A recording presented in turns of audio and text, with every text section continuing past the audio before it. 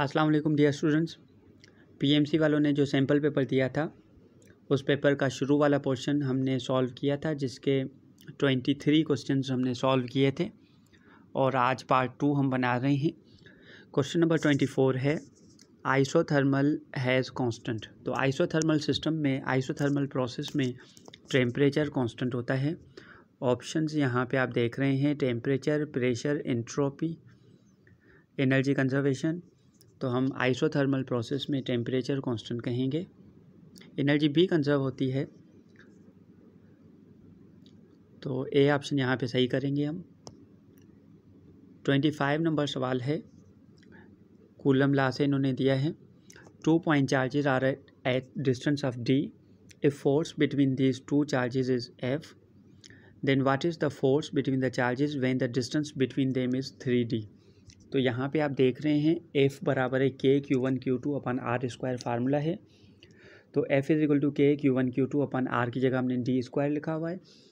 अब अगर D को हमने 3D किया है, डिस्टेंस 3 टाइम्स बढ़ाया है हमने, तो यहाँ पे 3 का स्क्वायर 9 आया, तो फोर्स हमारी बन गई F अपन 9।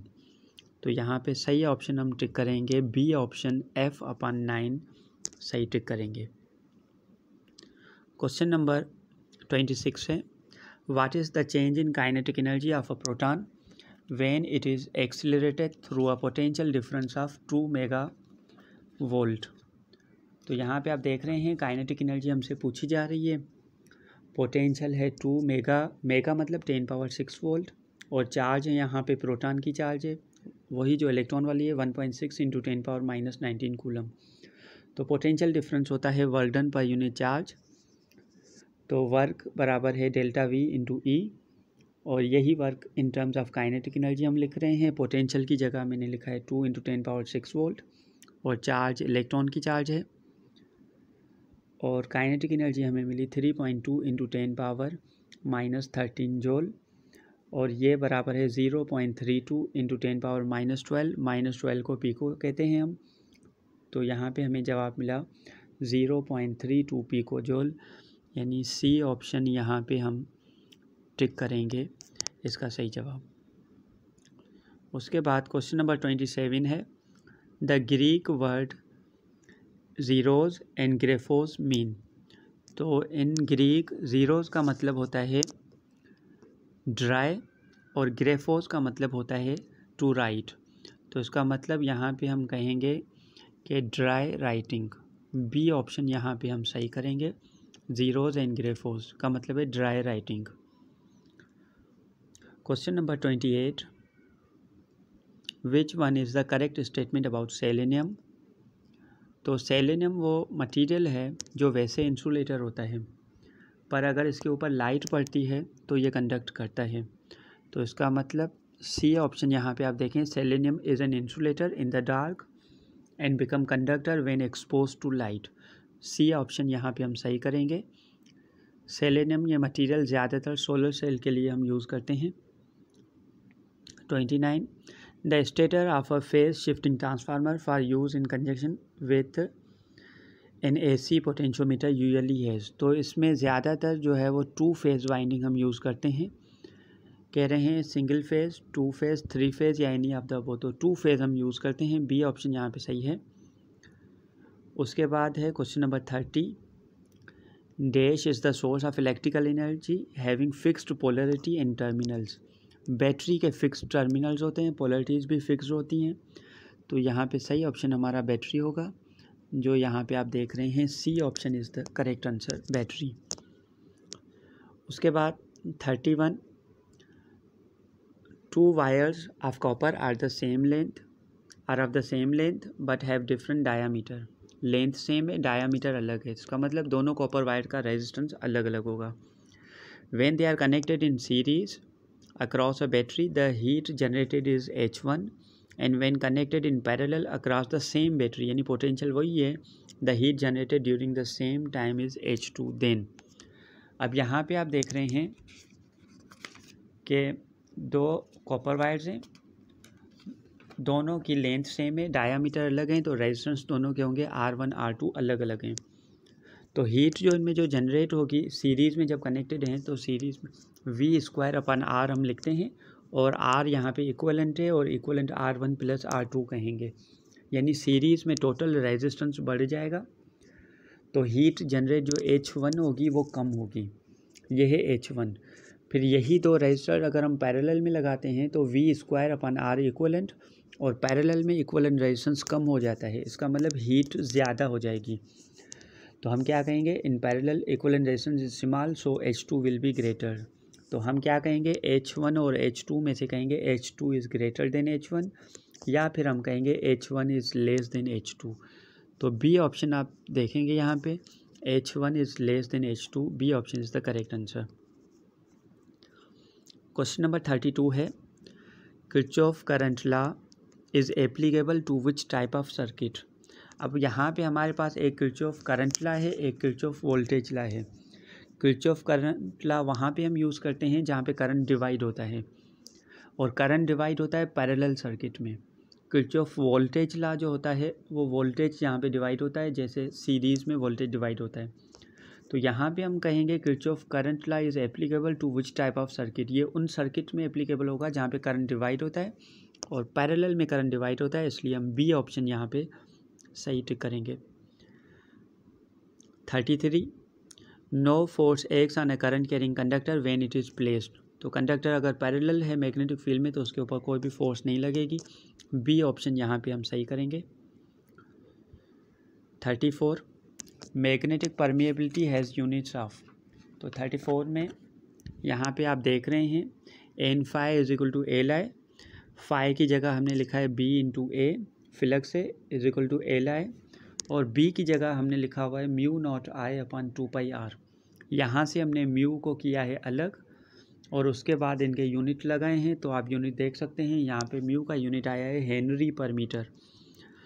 तो इसमें सही ऑप्शन जो है होगा D option is the correct answer, Henry पर मीटर। उसके बाद 35 है, magnetic field outside of a long solenoid is. Solenoid में फील्ड जो है वो बीच में ही होती है और outside the solenoid field negligibly small लेते हैं हम, तो ज़ीरो कंसीडर करेंगे हम, तो इसमें हम शिफ्ट करेंगे सी ऑप्शन 0। 36 है, is it possible to visualize magnetic flux lines. Yes directly, A option है yes directly, we can see with eyes, नहीं आई से देख नहीं सकते हैं, विजुलाइज करते हैं। वी नीड माइक्रोस्कोप, नहीं। वी नीड टेलीस्कोप, नहीं। तो डी ऑप्शन हम कहेंगे all cases are not possible, ये लाइन सिर्फ इमेजिनरी लाइन्स होती हैं और इमेजिन करते हैं हम। उसके बाद 37 है, फैराडे लॉ, ये फैराडे लॉ है N d∅/dt is according to, बल्कि ये स्टेटमेंट जो है फैराडे लॉ का है, तो बी ऑप्शन यहाँ पे हम टिक करेंगे फैराडे लॉ को। उसके बाद 38 है, लेंज़ लॉ रिफर्स टू। तो Lenz law is use to find the induced current, तो यहाँ पे हम टिक करेंगे ए ऑप्शन को, इंड्यूस करंट। उसके बाद 39, for a 100% efficient step down transformer. 100% efficient transformer में यहाँ पे आप देख रहे हैं एफिशिएंसी बराबर है आउटपुट पावर अपन इनपुट पावर, और अगर 100% है तो इनपुट और आउटपुट पावर बराबर होते हैं, फिर स्टेप अप हो या स्टेप डाउन हो। तो सी ऑप्शन यहाँ पे हम टिक करेंगे, input power is same as the output power. उसके बाद 40 नंबर है, devices that consume electrical energy in the external circuit of generator are known as. External circuit में जो भी डिवाइस हम लगाते हैं तो ज़्यादातर उनके लिए हम जो टर्म यूज़ करते हैं वो लोड यूज़ करते हैं, तो डी ऑप्शन यहाँ पे लोड को हम टिक करेंगे। उसके बाद number 41, a full wave rectifier is operating from 50 hertz means fundamental frequency of ripples will be. तो यहाँ पे आप देख रहे हैं ये एसी हमने बनाया है, उसके बाद जब ये रेक्टिफाई हो गया है तो डीसी है, तो डीसी में इन्होंने दोनों हाफ यूज़ किए हैं, यानी एसी के मुकाबले में रिपल्स जो हैं वो डीसी की डबल आ रही हैं, तो फ्रीक्वेंसी जो है इनकी रिपल्स की डबल हो जाएगी। 50 हर्ट्ज अगर इनपुट पे हम दे रहे हैं तो रिपल्स की फंडामेंटल फ्रीक्वेंसी हो जाएगी 100 हर्ट्ज। तो यहाँ पे हम ऑप्शन आप देख रहे हैं 100, 25, 50, 200, तो ए ऑप्शन हम टिक करेंगे 100। उसके बाद है 43 बल्कि 42 majority charge carriers in P type semiconductor are. P type semiconductor में मेजॉरिटी होल्स की होती है। ए ऑप्शन यहाँ पे हम टिक करेंगे।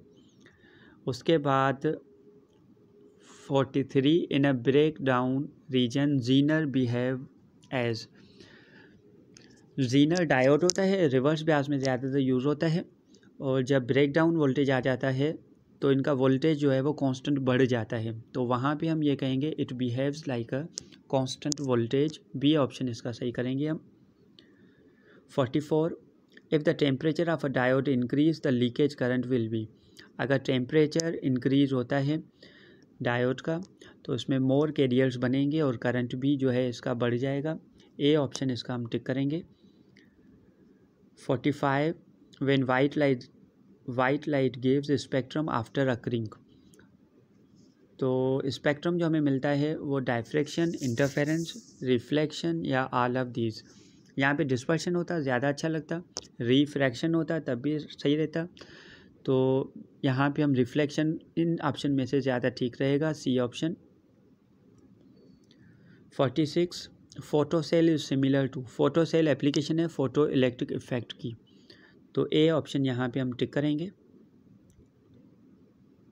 उसके बाद 47 है the concept of work function was given as. Work function का जो कंसेप्ट है वो आइंस्टाइन ने दिया था फोटो इलेक्ट्रिक इफेक्ट की एक्सप्लेनेशन में, तो यहाँ पे हम बी ऑप्शन टिक करेंगे आइंस्टाइन को। Question number 48 the electron shows purely है। इलेक्ट्रॉन की कौन सी नेचर होती है? तो इलेक्ट्रॉन पार्टिकल लाइक भी होता है, वेव लाइक भी होता है, तो डुअल नेचर हम टिक करेंगे, सी ऑप्शन को।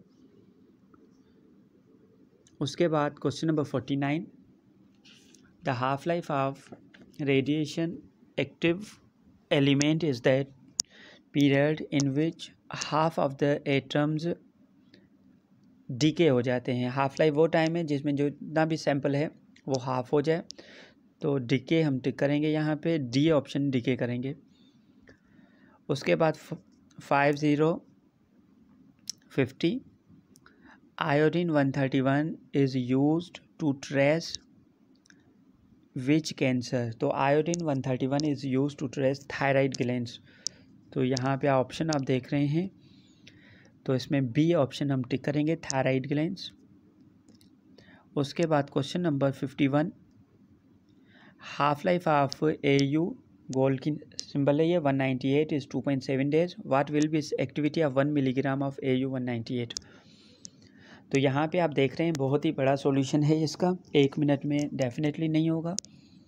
हाफ लाइफ है 2.7 डेज, और इसको सेकंड्स में हमने कन्वर्ट करने के लिए 24 से मल्टीप्लाई किया है और 3600 से हमने मल्टीप्लाई किया है। एक्टिविटी हमने इसकी मालूम करनी है, मास इसका है 1 मिलीग्राम, तो सॉल्यूशन इसका है एक्टिविटी बराबर है लैम्डा n। तो इसमें सबसे पहले हमने लैम्डा मालूम किया है, डीके कांस्टेंट मालूम किया है जो है 0.693 अपॉन हाफ लाइफ।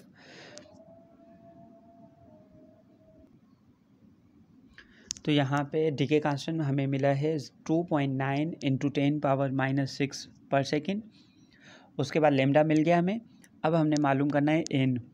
तो 1 मोल यानी 198 ग्राम में 6.02 इंटू 10⁻23 पार्टिकल्स होते हैं, तो 1 मिलीग्राम यानी 1 इंटू 10⁻³ ग्राम में कितने नंबर होंगे? एक्स, तो एक्स भी हमने यहाँ से मालूम किया है 3.03 इंटू 10⁻18। अब हम मालूम करेंगे इसकी एक्टिविटी, फार्मूला देख रहे हैं लेमडा एन। एक्टिविटी हमें मिली है 8.8 इंटू 10⁻18 बेकोरल। हमने इसको अब कन्वर्ट करना है क्यूरी में, तो हम 8.8 divided by 8.8 into 10⁻18 divided by 3.7 into 10⁻10, तो हमें आंसर मिलेगा 240 क्यूरी आंसर हमें इसका मिलेगा। उसके बाद क्वेश्चन नंबर है 52 what is the maximum electron energy in a neutron beta decay. तो ये पहले भी हमने उसको बताया था, लास्ट सैंपल में भी था कि इसकी मैक्सिमम एनर्जी जो है वो 783 किलो इलेक्ट्रॉन वोल्ट एनर्जी होती है। बी ऑप्शन टिक करेंगे यहाँ पे हम। 53 नंबर आप देख रहे हैं यहाँ पे, the wave number of a photon in Brackett series is 9/400 R। Then electron transited from orbit with quantum number. तो ब्रैकेट सीरीज़ में जो फाइनल ऑर्बिट नंबर होता है वो 4 होता है। इनिशियल हमने मालूम करना है। फार्मूला यहाँ पे आप देख रहे हैं, वेव नंबर बराबर है R 1/n(f²) - 1/ni²। Wave number की जगह हमने लिखा है 9/400 R, और ये यहाँ से R में कैंसिल हो गया। बाकी हमने सॉल्यूशन आप देख रहे हैं, n को हमने अलग किया है और n हमें मिला है 5। तो यहाँ पे सही ऑप्शन हम टिक करेंगे डी ऑप्शन, n = 5 को। उसके बाद 54, the longest and shortest wavelength of Lyman series is. अब यहाँ पे आप देख रहे हैं लॉन्गेस्ट वेवलेंथ तब मिलेगी जब ट्रांजिशन होगी सेकंड ऑर्बिट से फर्स्ट ऑर्बिट में, और ये हमने मालूम किया है। तो उसका जवाब हमें मिला है 1215 एंगस्ट्रॉम, और शॉर्टेस्ट तब मिलेगी जब ट्रांजिशन होगी इन्फिनिटी से 1 में। तो इसका जवाब हमें मिला है 912 एंगस्ट्रॉम। तो इसका मतलब यहाँ पे ए ऑप्शन सही होगा। फिर क्वेश्चन नंबर 55 है, the ratio of wavelength of last line of Balmer series and last line of Lyman series. Last line Balmer की हमें तब मिलेगी व्हेन इलेक्ट्रॉन की ट्रांजिशन हो इन्फिनिटी से 2 में। तो सबसे पहले हमने बाल्मर की लास्ट लाइन मालूम की है, जो हमें मिली है 4/r के बराबर। और लास्ट लाइन ऑफ लेमन हमें कब मिलेगी, जब इन्फिनिटी से इलेक्ट्रॉन ट्रांजिशन करे फर्स्ट ऑर्बिट में। तो वो लाइन भी हमने मालूम की है, जो हमें मिली है 1/r के। अब इन दोनों का रेशो हमने बाल्मर और लेमन की लास्ट लाइन का रेशो हमने देखा है, तो हमें जवाब मिला है 4। तो यहाँ पे हम टिक करेंगे सी ऑप्शन 4 को। उसके बाद लास्ट क्वेश्चन है, the ratio of longest wavelength of Balmer series and last line of Lyman series. अब यहाँ पे हमने इसको सॉल्व किया है। तो लॉन्गेस्ट वेवलेंथ ऑफ बाल्मर हमें तब मिलेगी जब इलेक्ट्रॉन की ट्रांजिशन होगी थर्ड ऑर्बिट में से सेकंड ऑर्बिट में। आप देख रहे हैं, तो ये वेवलेंथ हमें मिली है 36/5R। और लास्ट लाइन ऑफ लेमन हमें तब मिलेगी जब इन्फिनिटी से 1 में ट्रांजिशन होगी, और उसका जवाब हमें मिला है 1/r। जब हमने इन दोनों का रेशो देखा है तो हमें जवाब मिला है 36/5। सॉल्यूशन आप देख रहे हैं यहाँ पे, और 36/5 यहाँ पे ऑप्शन में कहीं भी हमें दिखाई नहीं दे रहे हैं।